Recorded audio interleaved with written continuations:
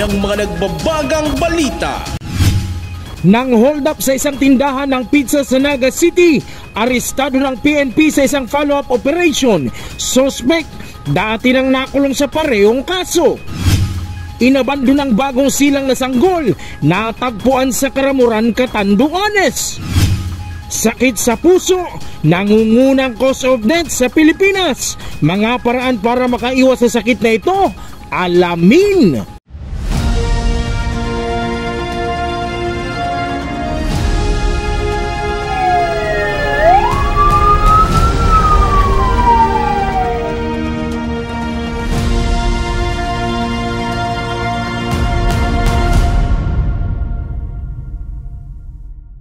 Magandang gabi, narito ang mga mainit na balita sa Camarines Sur.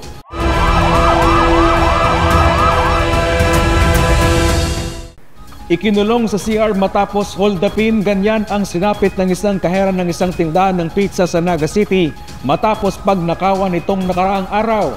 Suspect tiklo ng pulisya sa follow-up operation. May ulat si John Amador. Isang tindahan ng pizza chain sa Panganiban Drive, Naga City ang pinasok ng isang lalaki nitong Linggo, August 3. Ayon sa pulisya, tinutukan umano ng suspect ng kutsilyo ang isang 42 anyos na babaeng service crew ng establishmento sa Tagiliran hanggang sa nalimas ang laman ng kaha at natangay ang higit sa 15,000 piso. Gabi nung August 3, habang nasa checkpoint kami that time, may nangyaring hold-up incident sa barangay sa may Panganiban. So on the spot, dinispatch namin ang aming mga patrolya para magresponde. So nakapasok din kami sa hindi pa nga 5 minutes, andun na din kami. Kaso ang problema doon is late na din nakapag-report yung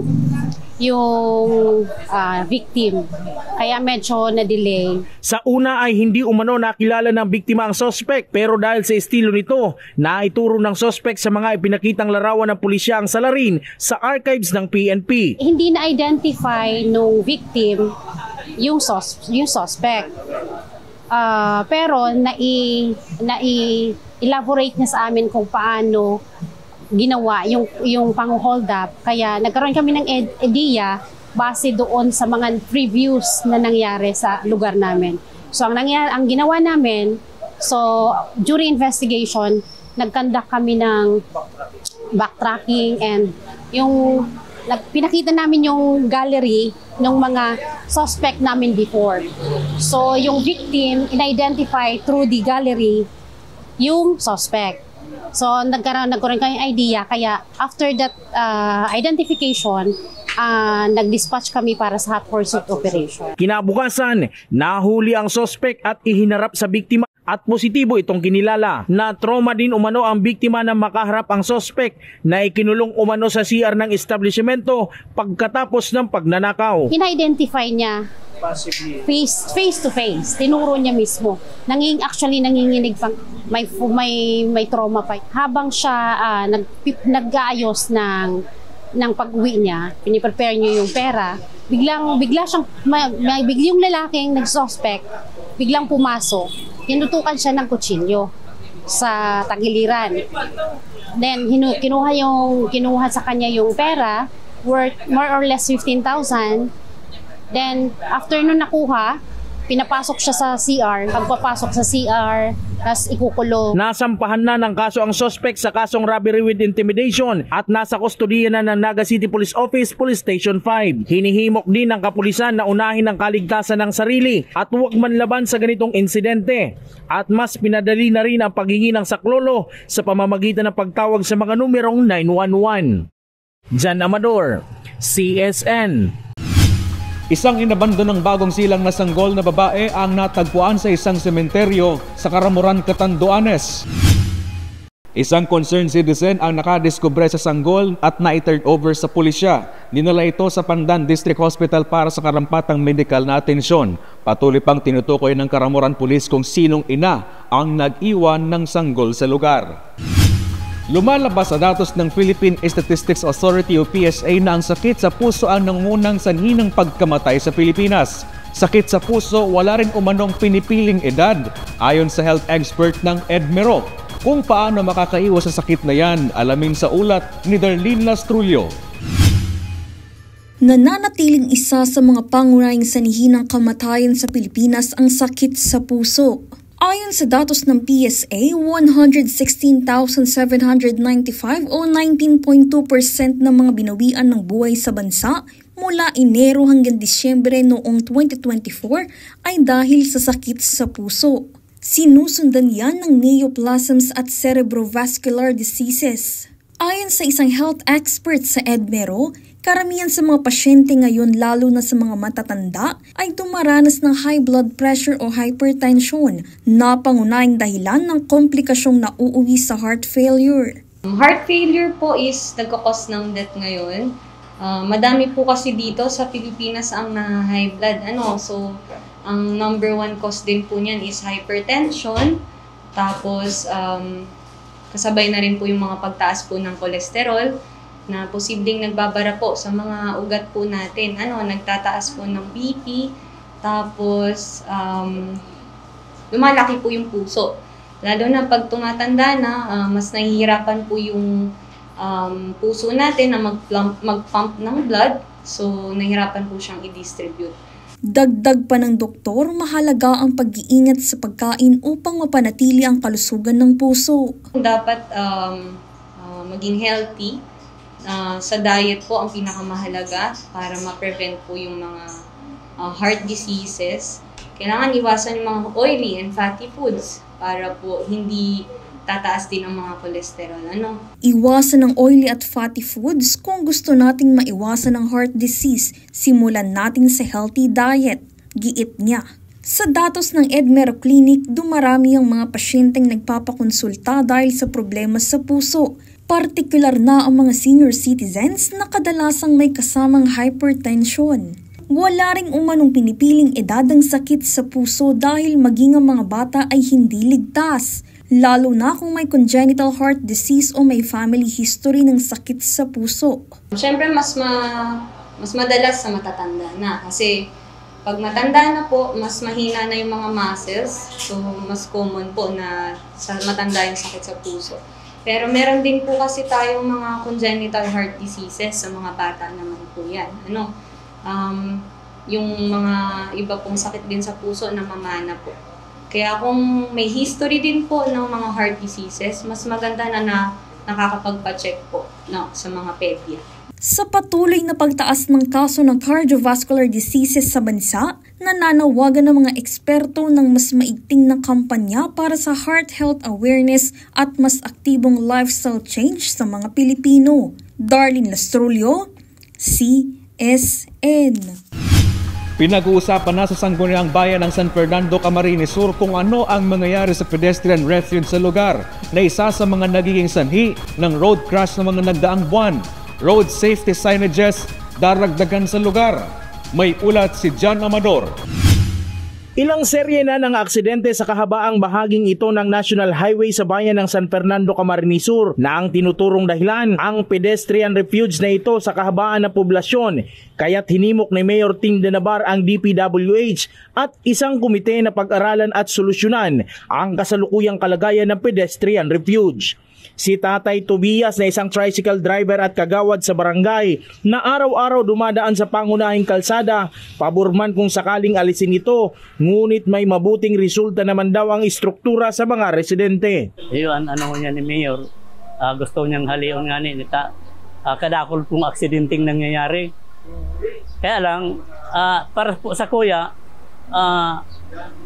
maray man po na igwa kayan, primero po, kaming mga nagka-tricycle, dahil nakaka-ipli man kami diyan kung sakaling nabalyo kami. Sa ngayon, nasa Sangguniang Bayan ang issue at nagpapatuloy ang negosasyon sa mga posibleng gawin sa pedestrian refuge.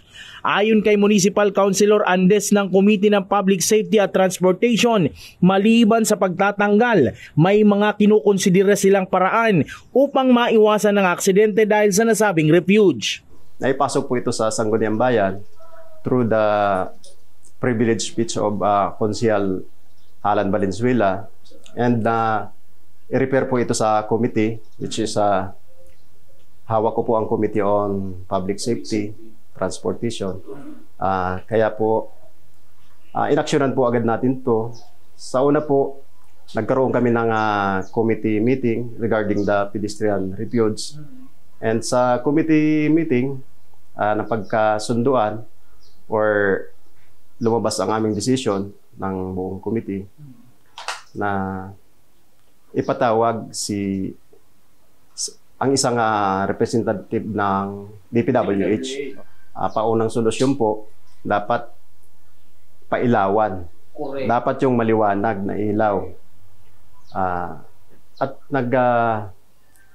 sang-ayon naman si Ma'am Marilyn, including signages, reflective signages, reflectorize. Kaya bukas po mayroong ulit na committee meeting, including the engineering of DPWH, yes. Tsaka si Ma'am Marilyn, kasama niya ang mas nakakataas, kasama si Mayor, para mas mapag-usapan pa ang mas magandang solusyon. Magpapatuloy umano ang pagtalakay sa usapin kasama ang alkalde at mas matataas na opisyal ng iba't ibang tanggapan at ng DPWH. Dagdagan po ang signages or doon pa lang po sa boundary ng San Fernando, dapat may malaking signage na parang early warning. Early warning na you are entering the town of San Fernando. May pedestrian refuge tayo sa poblasyon area po sa Pamukid po to Del Pilar na kailangang mag-ingat or to slow down. Jan Amador, CSN. Umarangkada na ang month-long celebration ng Buwan ng Wika sa bansa alinsunod sa proklamasyon bilang 1041, Series of 1997. Isang paralan sa pili may pa-film showing ng mga pelikulang Pilipino ngayong Buwan ng Wika. May ulat si Darlene Lastrulio. Sama-samang ipinagdiriwang ng San Jose Pili National High School ang Buwan ng Wika ngayong Agosto taong kasalukuyan sa pamamagitan ng mga makabuluhan at makabayang aktibidad, layong isulong ang kahalagahan ng wikang Filipino at mga katutubong wika bilang susi sa pagkakaisa at pagkakakilanlan ng sambayanang Pilipino. Sa temang paglinang sa Filipino at katutubong wika, makasaysayan sa pagkakaisa ng bansa, inilunsad ang taunang selebrasyon nitong Lunes. Isa sa mga tampok na aktibidad ay ang pagpapalabas ng mga pelikulang Pilipino sa Project Cine 2025 na isinasagawa mula August 4 to 8. Tampok dito ang sabayang panonood ng mga pelikulang makabayan sa bawat baitang. Baitang Ikapito, Metro Manila, Baitang Ikawalo, Gomburza, Baitang Ikasyam, El Presidente at Baitang Ikasampu, Bonifacio ang unang Pangulo. Kasali din dito ang Baitang Ikalabing Isa ng General Luna, Baitang Ikalabing Dalawa ng Goyo ang Batang General. Ngayon po kasi alam naman natin yung mga mag-aaral, medyo nakakalimutan ng magsalita ng Filipino, kaya napakahalaga po ng Buwan ng Wika para po maging mas maalala at matutuhan nila na mahalin yung wika natin, na Filipino. Magsusunod ang mga patimpalak mula Agosto 11 hanggang 15 na kinabibilangan ng bugtong ng Baitang Ikapito, pagkuha ng mga unggulo ng Baitang Ikawalo, tula ng Baitang Ikasyam, bidyokasya ng Baitang Ikasampu at tagisan ng talino ng Baitang 11 at 12. Patuloy na iniimbitahan ng buong komunidad ng paaralan na makibahagi at makiisa sa mga aktibidad. Sa pamamagitan ng sama-samang partisipasyon, muling pinagyayaman ng ating pambansang wika at pagkakakilanlan bilang mga Pilipino.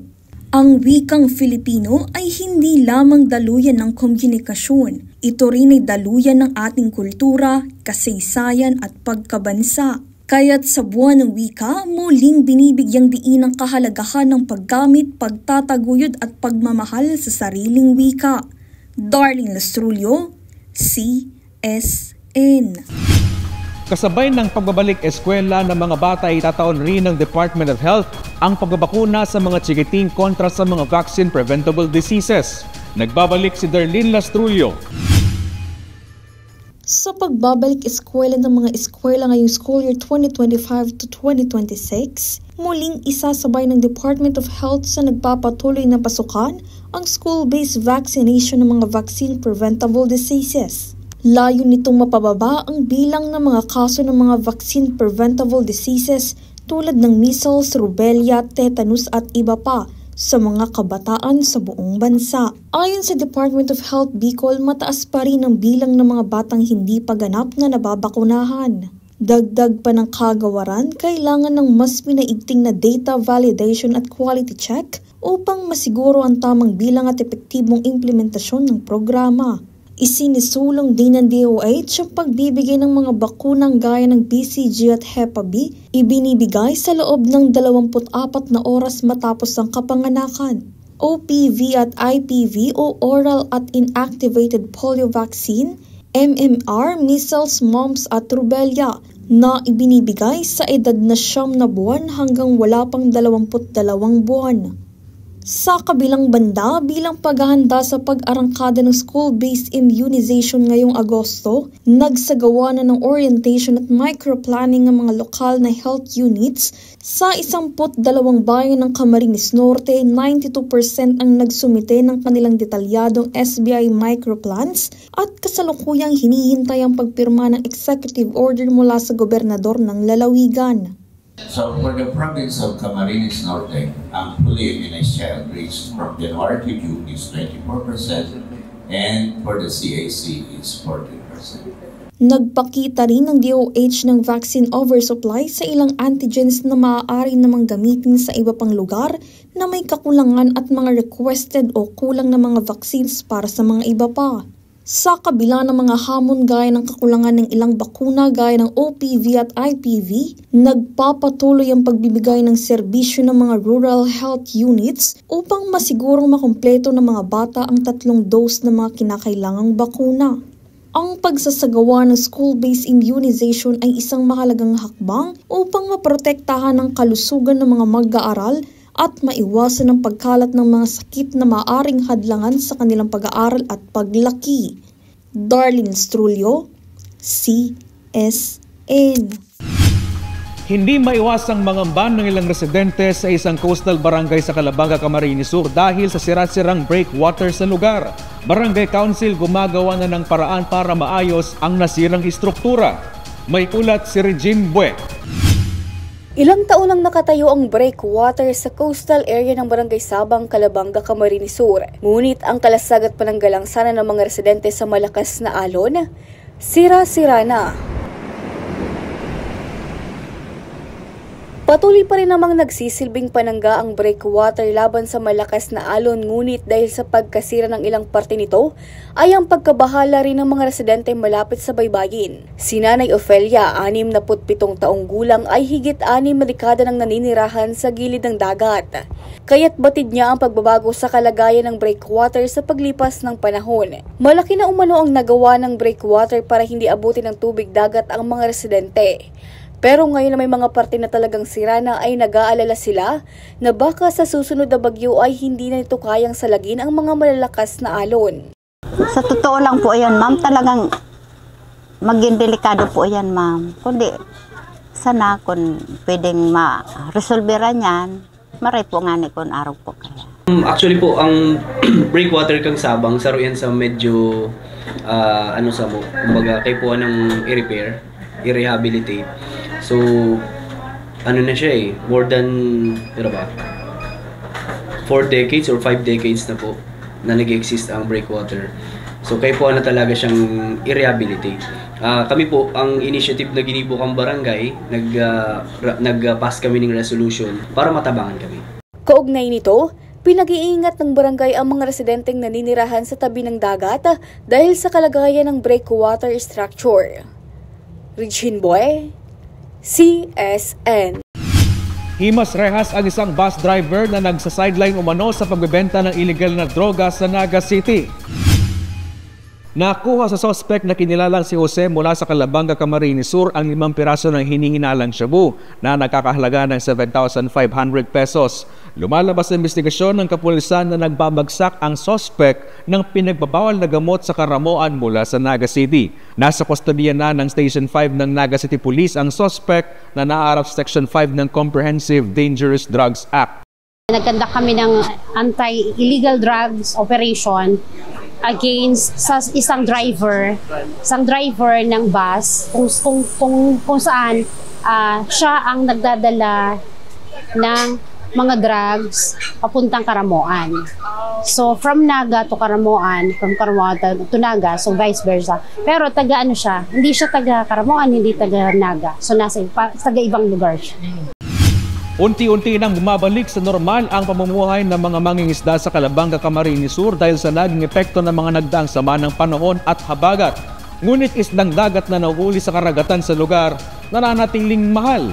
May ulat si Regine Bue.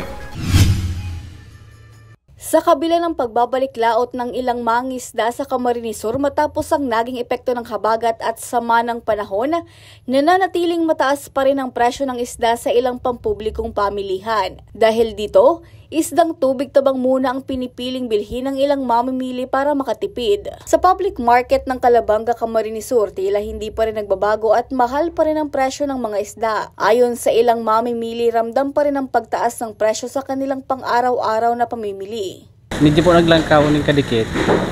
Pero kahit naglangkaw po, nagbabakal mag-iraray. Hindi po kay kuhan. Ayo po. Pampanira. Isa sa mga itinuturong dahilan ng mataas na presyo ay ang halos 3 linggong tigil-laot ng mga mangingisda sa bayan. Ngayon pa lamang muling nakakapagpatuloy sa pangingisda ang ilan matapos ang ilang linggong hindi pagpapalaot dahil sa masamang panahon. Taas pa rin ang presyo ng isda ngayon. Pero ang supply medyo marami-rami na, dumadating na.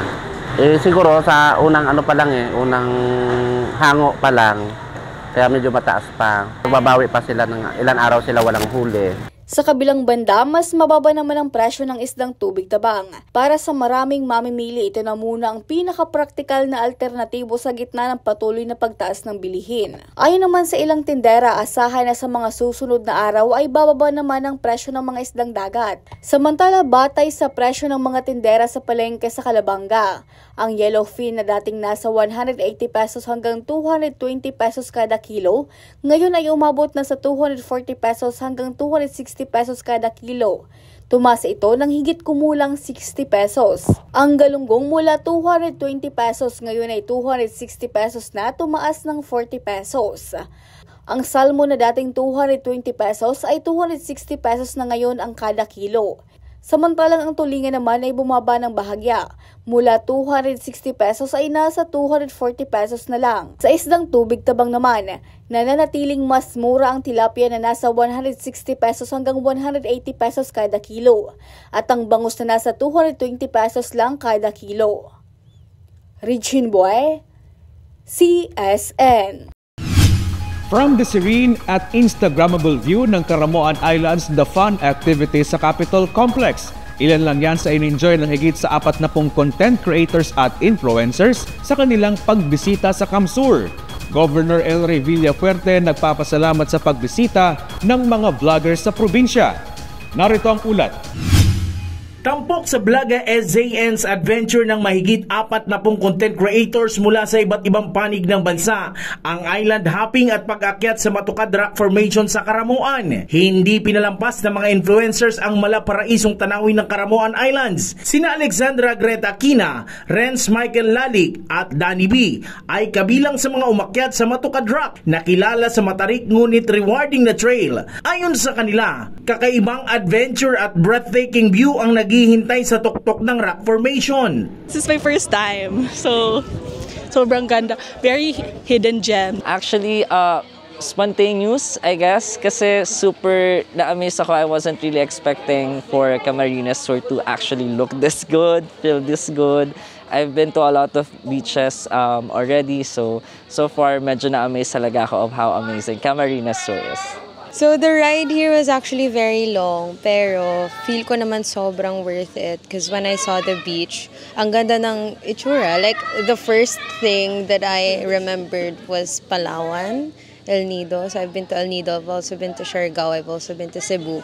And I feel like everything, you can see it here in Camsur as well. Bagamat kapos sa oras ang buong tour, excited pa rin ang grupo na balikan ang Camsur para sa mas mahaba pang travel at content creation journey. So for those who are actually still afraid of starting content creation, I've been in your position. Actually, I still am. At times, kinakabahan pa din ako kasi, there's actually a lot of talented content creators out there. But of course, you'll never know if you can do it until you try. So for those who are aspiring to be a content creator, try lang ng try. Minsan magpe-fail, and that's really important kasi that's part of the journey. And I'm sure na magiging successful din kayo eventually. Ako kasi, I started imperfect. I started scared. But I feel like you have to start somewhere for you to improve your craft. Kahit anong craft pa yan, may it be content creation or may it be any other talent or skill that you want to expose yourself into. So you just try. Kasi medyo cliche pakinggan, pero you only live once. So if you want to try something, try something. So if you want to try also to go to Camsur, go to Camsur. Like wala mawawala. You can just create memories and you can see the beauty the Philippines has to offer. Sa day 2 ng Blaga SJNs, talo-talo muna ang mga content creators and influencers sa kanilang puksaan, kung saan todo sayang todo effort ang pinamalas ng mga ito sa intense na kompetisyon. Sa gitna ng init ng sizzling heat sa Lago del Rey at hagik-hikan ng mga kalahok, 3 teams ang naglaban-laban sa iba't ibang palaro mula sa race, human wheelbarrow, paddling at marami pang iba para sa titulong Best Team sa Blaga Palusa. Hindi pa dyan natatapos ang adventure. Sinubukan din ng mga vloggers ang golf sa Pili Grove Golf Range sa Kadlan Pili, isang pasilip sa kakaibang anyo ng adventure sa Camsur na kung i-describe umano sa isang salita, underrated umano ang probinsya. Underrated. Super underrated. Yun lang yung masasabi ko. Super underrated ng Camarines Sur. Sobrang ganda. Actually, first time ko here dito sa Camarines Sur. Ito yung pinakamalalim na area. Sobrang natuwa ako kasi it was so similar to Corona. Meron pala mga rock formation, ang daming activities, ang daming tourist spots. Sobrang underrated niya for this location. Sobrang ganda na pwedeng by land yung travel. Unexpected and surprising.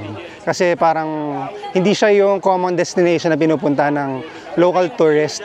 Pero Camarines Sur has so much to offer pala na actually kahit ito lang i-visit mo, parang napunta mo na yung mga top tourist spots sa Philippines. Parang ganon, yung katumbas niya. Ayon sa mga kalahok, hindi nila akalaing may ganitong klase ng off-the-grid adventure sa probinsya. Isang patunay na hindi lang ang syudad ang kayang magpasaya sa mga content creators. Ayon kay Ace Gapus, ang founder at CEO ng Blaga Palusa, lubos pa umano ang kanilang pasasalamat sa provincial government ng Camarines Sur, lalo na kay Governor El Rey Villaperte sa napakainit na pagtanggap at world-class na hospitality. First and foremost, on behalf of isang malaking circle na daw. The management team, maraming salamat po sa Province of Camarines Sur, and of course to our governor, si Governor El Rey Villaperte, to the teams that helped us assemble Sige, this. Sige, tayo ng isang malaking circle lang. Visit Camsur, the tourism offices. Maraming salamat po sa inyong lahat. Naku, grabe, ang ayos ng aming stay dito. Isa sa mga lagi kong tinitignan, ang pagkain ba ay sapat para sa lahat? Bakit ang dala lang muna din po yung mga gamit? Kasi po makikita sa, yung mga bags. Ang saya po naming lahat. We're grateful for the warm welcome. Tapos na tayo, last na. All of the provisions. At maraming salamat din po for your time and effort in organizing all of this and helping us put this up. Hey guys, what's up? So right now, andito tayo ngayon sa Camarines Sur. So itatry natin yung napakalupet na wakeboarding dito. Sa napakalupet na wake park sa buong mundo. So yun, explore natin to. Pakita natin gaano kalupet itong spot na to. Sulit pero kulang pa, kaya ang nasa 4 na po na vloggers na sa Camsur bumisita, sa huling araw ay humirit pa. Huling araw nitong linggo sa probinsya ng mga vlogger galing sa iba't ibang panig ng bansa. Bago pa man umuwi, wakeboard sa CWC at golf sa Pili Grove ang pinuntirya. Si Gideon, sa sport na kailangan ng adrenaline at adventure vlog ang ginagawa, tinuruan pa mag-wakeboard ang first-timer at lifestyle and event vlogger na si Ken Suratos. Actually, ako lang talaga, magaling talaga ako. Joke lang. Hindi, sobrang gagaling nila kuya magturo, as in, sobra. I mean, kaya nakuha ko agad. Mga 3 tries, 4 tries. Actually, parang gusto ko na tumira dito eh. Parang gusto ko na talaga. Kay Gov, pwede niyo ako ampunin. Ayun, doon sa 3 days adventure po ng Blaga Season Camsur, best memorable part is yung island hopping, tsaka yung naging team building dito, yung group activity namin dito. Ayun, about sa culture, sobrang babait ng locals, tsaka yung food sobrang unique kasi dito nakatikim ng pizza na may laing, sobrang sarap. Extreme sport na motocross naman ang makikita sa vlog ni Pia Gabriel mula Nueva Ecija. Dahil sa ito ang kanyang sport, pero dahil nakailang balik na siya sa Camsur para sa wakeboard, inatupag niya naman ang pag-golf. Matagal na kasi ako nakakapunta dito sa CWC, so exactly CWC. So since 2012 nakapunta na ako dito, and ang naging favorite ko dito, actually kahit na malayo dito sa CWC, basta madadaan dito kahit nasa Iriga, Sorsogon, lagi namin hinahanap lagi CWC for wakeboarding. Lahat po sila, sir, ay talagang enjoy na enjoy ang daming mga activities na magagawa dito sa CWC. Nag-golf kami, nag-swimming kami, nag-wakeboarding kami, may mga nag-pro, may mga nag-beginner. Ang dami pang nagawa nung iba actually, and pinakamahalaga talaga, ang dami pagkain. De, pero isa sa mga pinakagusto rin namin talaga is yung tao rin. The people are all very warm and welcoming to us. Pero again, ang daming adventures and experience ng ating mga vloggers and content creators. Kaya nag-enjoy po kaming lahat. Kulang ang isang linggo ayon sa Blagapalooza team sa sobrang dami ng adventures at pasyalan na matatagpuan sa probinsya.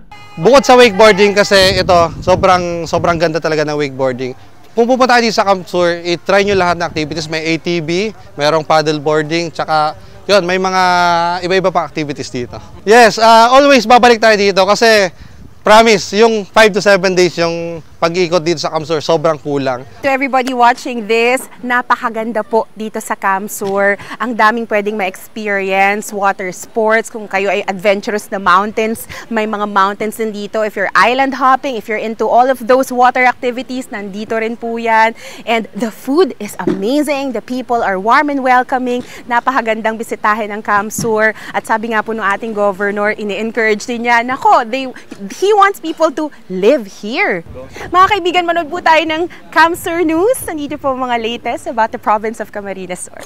Sa 3 araw ng stay ng mga vlogger sa Camsur, hindi lang sila nagkaroon ng content. Nag-uwi rin sila ng mga alaala at karanasan siguradong babalik-balikan. Nagpapasalamat naman si Governor El Rey Villoperte sa pagpili ng Blagapalooza sa Camsur bilang kanilang destination sa kanilang Luzon leg. Ayon sa gobernador, Camsur has more to offer para sa mga local at foreign tourists. Well, marami. Sa Siruma maganda, sa Libmanan area maganda.